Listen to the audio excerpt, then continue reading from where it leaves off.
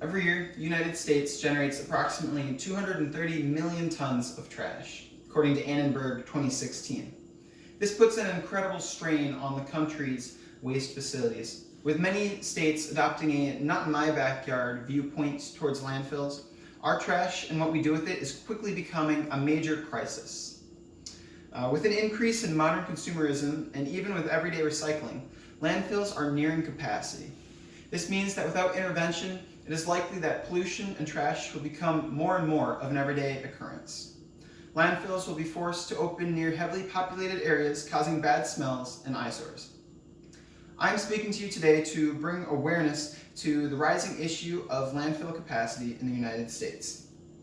What has caused us to get to this point, and how it is handled today, and how we can fix this issue. I'll now dive into how landfills are continuing to grow in size, while lawmakers are pushing for more and more landfills to close.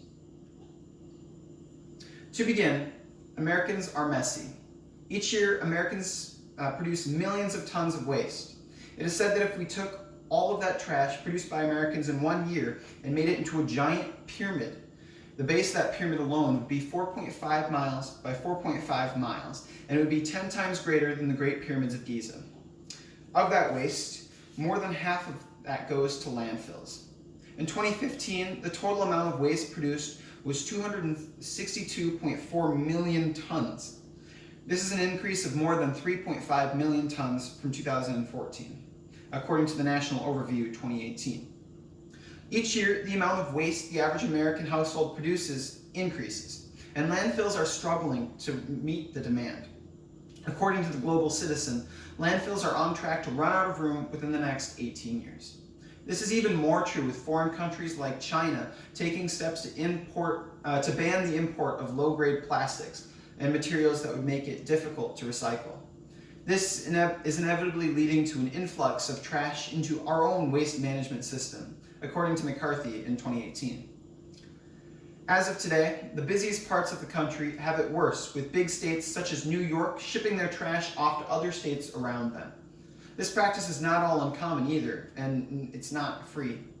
It's estimated that it costs New York $65 per ton of waste it exports, according to Lejeune 2016. This price is only going to increase as the space diminishes. Most people nowadays treat their trash as a given. You drink your latte, you throw it in the trash, the big trucks come to pick it up and take it away, and you never think of it again.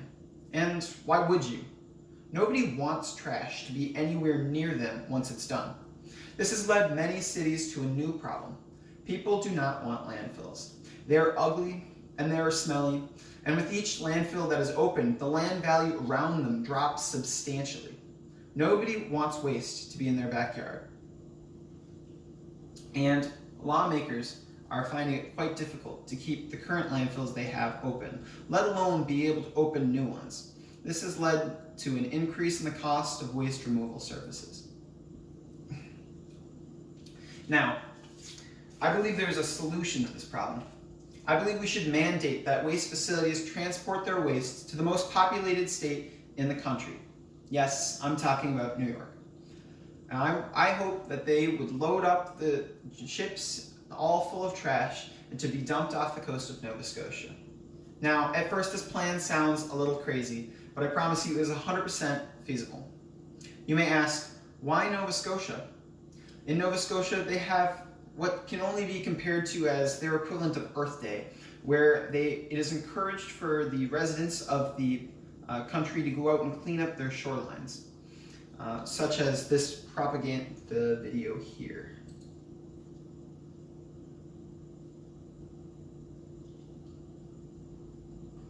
Hi, I'm Carrie, and this is Eddie, and we're out on a hike today because it's such a beautiful day. Eddie, did you know that if you live in Nova Scotia, you are surrounded by water?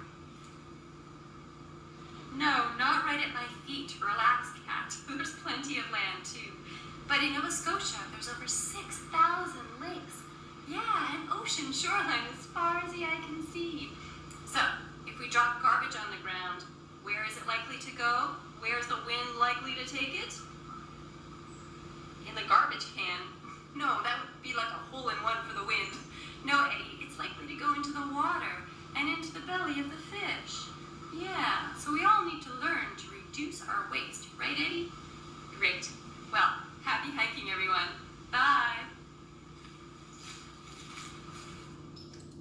Now, as you can see, the Great Nova Scotian Pick-Me-Up program has been functioning for several of years, this being one of their many propaganding videos to get people outside and clean.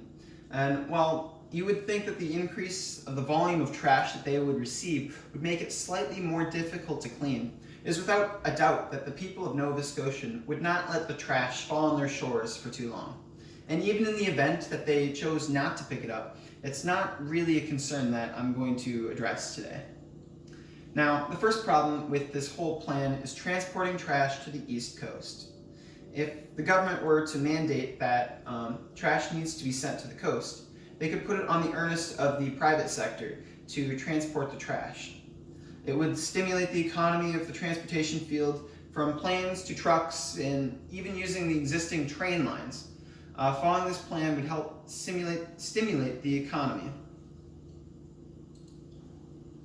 and wouldn't cost the taxpayers a dime. See pictured here, I have the map of the train tracks. Now, the second phase of this would be getting the trash into the ocean. The United States has a deteriorating fleet of warships from the World War II era that have been left to rot at various places around the United States.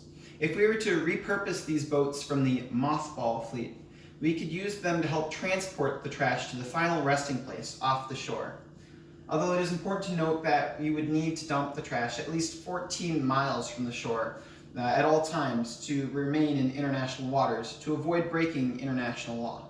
And while this may have a detrimental effect to the sea life between the dump sites and the shore, the impact of these sea creatures would greatly be decreased if we were to redefine what exactly constitutes international waters. Now, in conclusion, I have discussed the importance of our trash sites, their capacity problems, their current situation, and why it is important we take steps to help free up space in our landfills. Leaving this speech, I hope to invigorate you with the knowledge to help save not just our noses from additional landfills, but our nation from a rising humanitarian crisis. While there is a trade-off for our trash, in the end, it is the risks that we must face if we want to live a happy life. So why don't you join me in taking the first steps towards a better tomorrow? Thank you.